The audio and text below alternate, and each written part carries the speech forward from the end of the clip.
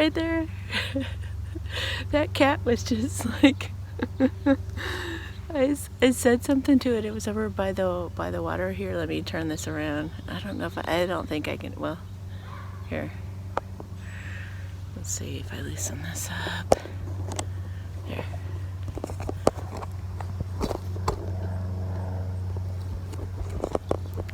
Yeah, so I'm over at the water, or just, I see this cat over by the water, and I said, "Hey baby, hey kitty kitty," and then I walk over to set my stuff down and start making this video, and he starts coming over and chewing on my shirt, and then he starts, what was he? Then he was biting my sunglasses. He came over and bit me in the butt.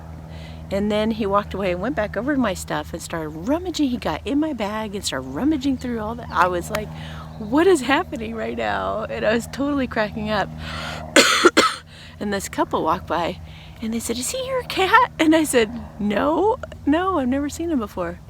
And they said, "He is the funniest cat. Like, he's been following us around. And he was playing with us earlier." And then another lady went by. She goes, "Oh yeah, he goes from here, this end of the lake, all the way down there." And she starts telling these stories about this cat. So what a little personality this thing has. So funny. Okay, so to get on with our talk, I want to thank Carmen and Jen. You guys are beautiful people who are making such a beautiful contribution to my life, and you guys are just very, very sweet, kind-hearted, giving, generous, beautiful souls who are adding to my life in a substantial way. So thank you guys for thank you, just thank you. And by Jen I mean the one in London. That's got to be a lot of Jens out there, right? The one in London. So today I wanted to address the question that I get pretty commonly, which is, how often should I get a reading? It depends on the reading, and it depends on what you're doing. The most common, well, so I do remote readings. Remote readings, dang, you could do those like every day for a while. I don't know. Some people do a series. They'll buy a package and they'll do like once a week for a month, or twice a week for a couple weeks, or something like that. And you get so much information out of those. You can explore every area of your life, and you can find out, how to do better at work. You can do an energy scan, so you can do healings. You can work on past life stuff. I mean, there's so much you could do that it's like endless, and you could do those as often as you want. Those are very healthy. No problem there. I should probably try to, let's see, get some of the sun out of my hair. So let me put back here. Ooh. All right. A little less distracting, right? Okay, so the other readings I do, the other most popular reading is called a quick relationship spread. So what that entails is it's basically spying.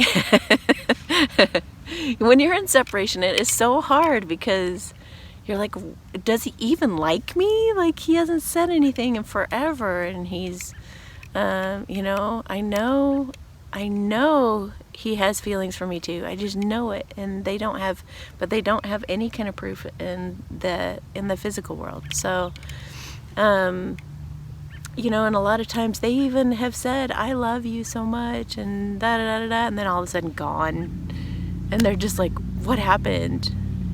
What? That doesn't make any sense, So, I do the tarot. I use the tarot to give them reassurance or truth or clarification on what their situation is. So we're able to see like what this person, it could be male or female. We've got a lot of like the runner chaser dynamic where you know, the masculine, he's called the divine masculine. The masculine one runs away and he blocks and things like that. At least for one type of true love relationship, he blocks and runs. And it's not necessarily he, which is confusing. He could be a she. It's more the energy of the person who's running. And I know a few divine masculines who are female. So, and there are gay couples too, just to put in the mix and make it really confusing. But basically, the divine masculine is the runner, the divine feminine is the chaser, or at least for a while. She goes like that for a bit until she gets kind of tired of it, and then after a while, she just kind of just says, well, you know, whatever. You know, she stays in love with him, and she still, you know, sees all these signs and synchronicities. But what can she do? She can't talk to like somebody who's not talking to her. So then they come to me. Then you guys come to me and you order a quick relationship spread or a twin flame check-in or one of those types of readings that tell you what's going on behind the scenes. I have, you know, when I first started doing tarot, I would doubt it. Sometimes I'd just be like, you know, what? But this isn't, there's no evidence of this in the real, for real, at all. Like, how can I believe these cards are saying that this person has feelings for me too, but yet they're doing nothing? How can that be, you know? And it just is. And I just did a video not long ago on why we run, you know? Sometimes, actually, the people who are chasing now, sometimes were runners in a different type of true love dynamic years ago. I had that happen. So again, it's more about the energy of like running and chasing, and with whoever it is you're with. Romantic comedies, they always portray the masculine as being, who is he? As being the female, which is really weird. And then, but it's not true. It's not true in most cases. The divine masculine actually is a male. So, yeah, isn't that interesting? Anyway, so they come to me and they get the behind the scenes thing, and then they doubt it because then they're like, I don't know, you know, he's not even doing anything. And I just say, you know what, trust the cards. Absolutely trust the cards. I get negative cards. I've had to tell people that somebody's cheating on them. I've had to tell them, no, this isn't, no, this isn't going to work. He's walking away from this. So, you know, there are 78 cards in a deck, and there are definitely cards in there that talk about walking away from your situation. And so believe the cards. If they're saying, yeah, anyway. So those types of cards, though, you don't want to necessarily like obsess over this person. So I would do those types of readings. Oh, you know, it totally depends on your situation. If you tend to be kind of neurotic and obsessive, I would only do it like once a month, and I would discipline yourself and distract yourself with other activities. I would get busy on your life purpose. Sitting there waiting for somebody, putting pressure on them energetically isn't going to, it's not going to help your situation. But if you can, that light is it's still in my hair. Oh.